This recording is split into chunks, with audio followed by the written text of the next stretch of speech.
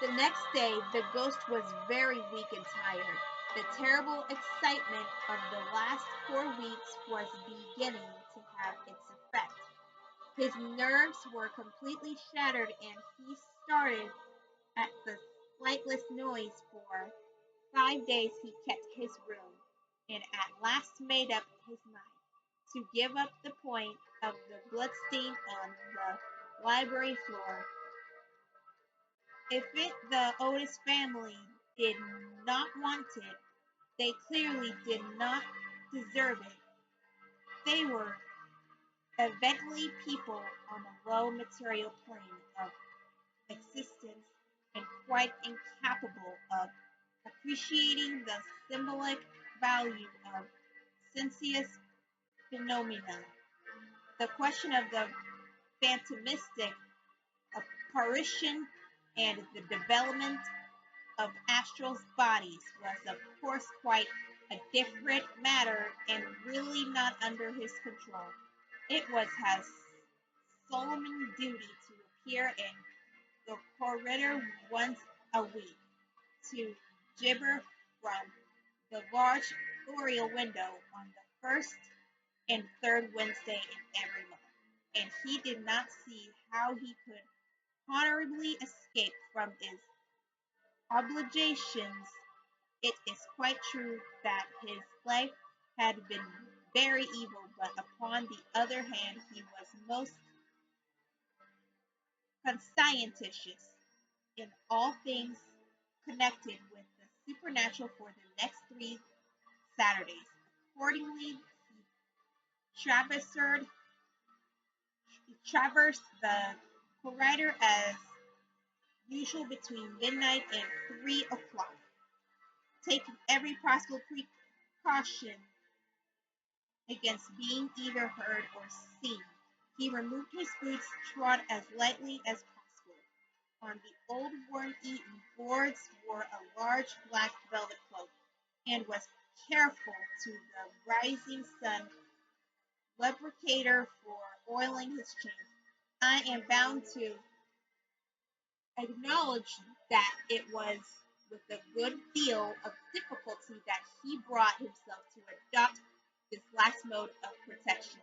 However, one night, while the family were at dinner, he slipped into Mr. Otis's bedroom and carried off the bottle. He felt a little humiliated at first, but afterward was sensible enough to see that was a great deal to be said for the invention, and to a certain degree it served his purpose still in spite of everything. He was not left molested. Strings were continually being stretched across the corridor over which he tripped in the dark, and on one occasion, while dressed for the part of Black Isaac or the huntsman of Hogley Woods, he met with a severe fall through treading on a butter slide which the twins had constructed from the entrance of the tapestry chamber to the top of the oak staircase. This last insult so enraged him that he resolved to make one final effort to assert dignity and social position, and determined to visit the insolent young intonations the next night in the in his celebrated character of Reckless Rupert or the Headless Earl. He had not appeared in this disguise for more than 70 years. In fact, not since he had so frightened pretty Lady Barbara Modish by means of it that she suddenly broke off her engagement with the present Lord Canterville's grandfather and ran away to Rentona Green with handsome Jack Castleton, declaring that nothing in the world would induce her to marry into a family that allows such a horrible phantom to walk up and down in terrace at twilight. Poor Jack was afterwards shot in a duel by Lord Canterville on Wandsworth Common, and Lady Barbara died of a broken heart at Tunbridge Wells before the year was out, so in every way it had been a great success. It was, however, an extremely difficult makeup, if I may use such a theatrical expression, in connection with one of the greatest mysterious of the supernatural, or to employ a more scientific term, the higher natural world, and it took him fully 3 hours to make his preparations. At last, everything was ready, and he was very pleased with his appearance. The big leather riding boots that went with the dress were just a little too large for him, and he could only find more of the two horse pistols, but on the whole he was quite satisfied, and at a quarter past one he glided out of the wainscoting and crept down the corridor. On reaching the room occupied by the twins, which I should mention was called the Blue-Red Chamber on account of the color of its hangings, he found the door just ajar. Wishing to make an effective entrance, he flung it wide open, when a heavy jug of water fell right down on him, wetting him to the skin and just missing his left shoulder by a couple of inches. At the same moment he heard stifled shrieks of laughter proceeding from the four-poster bed. The shock to his nervous system was so great that he fled back to his room as hard as he could go, and the next day he was laid up with a severe cold. The only thing that at all consoled him in the whole affair was the fact that he had not brought his head with him, for had he done so the consequences might have been very serious. He now gave up all hope of ever frightening this rude American family, and contented himself as a rule with creeping about the passages in list slippers with a thicker muffler round his throat, for fear of draughts and a small abacus in case he should be attacked by the twins. The final blow he received occurred on the 19th of September. He had gone downstairs to the great entrance hall, feeling sure that there, at any rate, he would be quite unmolested, and was amusing himself by making satirical remarks on the large Sarrini photographs of the United States minister and his wife, which had now taken the place of the Canterville family pictures. He was simply but neatly clad in a long shroud, spotted with churchyard mold, had tied up his jaw with a strip of yellow lining, and carried a small lantern and a sexton's spade. In fact, he was dressed for the character of Jonas the Graveless, or the corpse snatcher of Chertsey Barn, one of the most remarkable impersonations, and one which the Cantervilles had every reason to remember, as it was the real origin of their quarrel with their neighbor, Lord Rufford. It was about a quarter past 2 o'clock in the morning, and as far as he could ascertain, no one was stirring.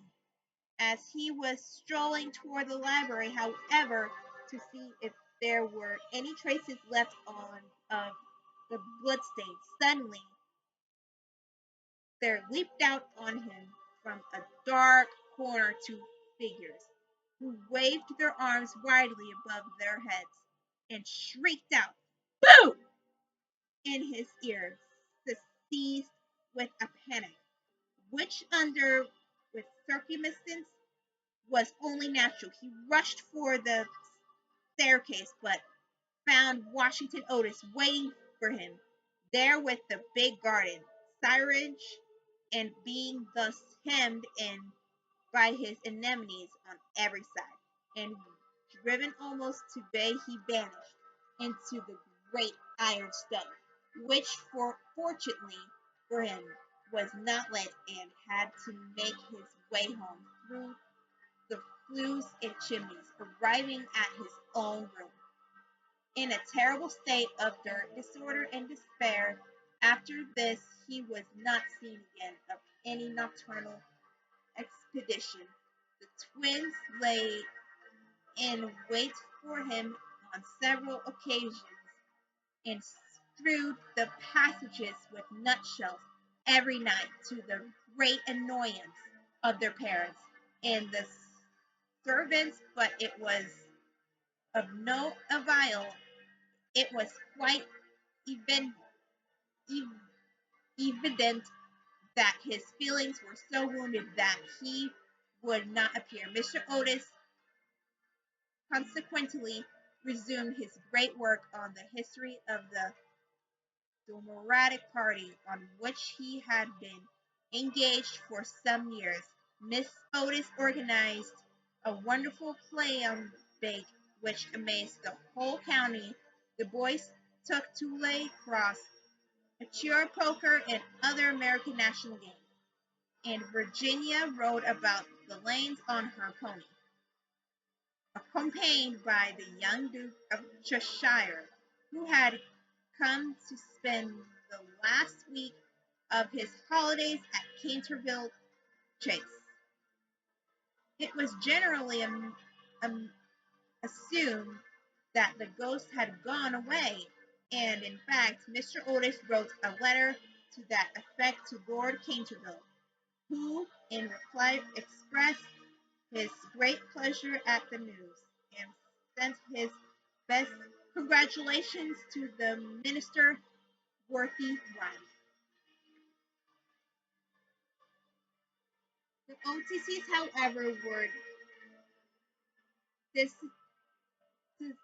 disadvised, for the ghost was still in the house, and though now almost involved, was by no means ready to let matters rest, particularly as he heard that among the guests was the young Duke of Cheshire, whose grand uncle, Lord Francis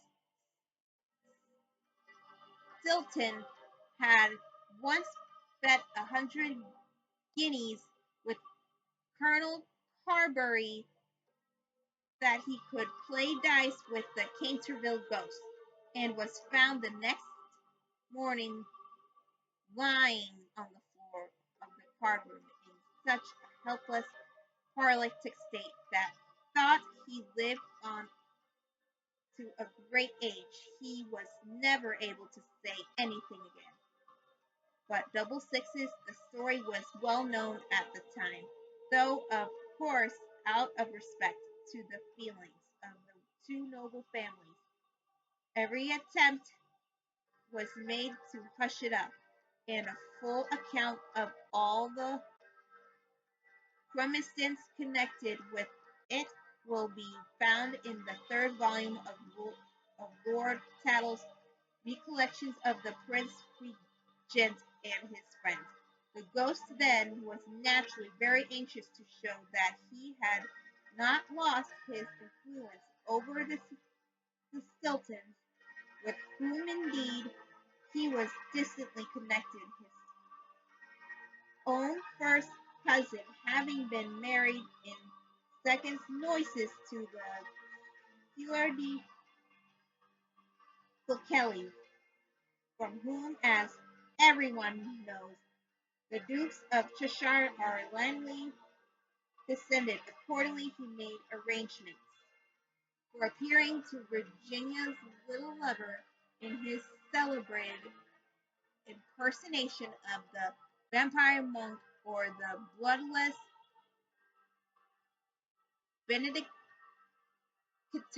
a performance so horrible that when old lady Startup saw it, which she said she did on one fatal New Year's Eve in the year of 1764, she went off into the most piercing shrieks, which culminated in violently approximately and died in 3 days after disinheriting the Cantervilles, who were her nearest relations, and leaving all her money to her London apothecary at the last moment. However, his terror of the twins prevented his leaving his room, and the little Duke slept in peace under the great feathered canopy in the royal bedchamber and dreamed of Virginia.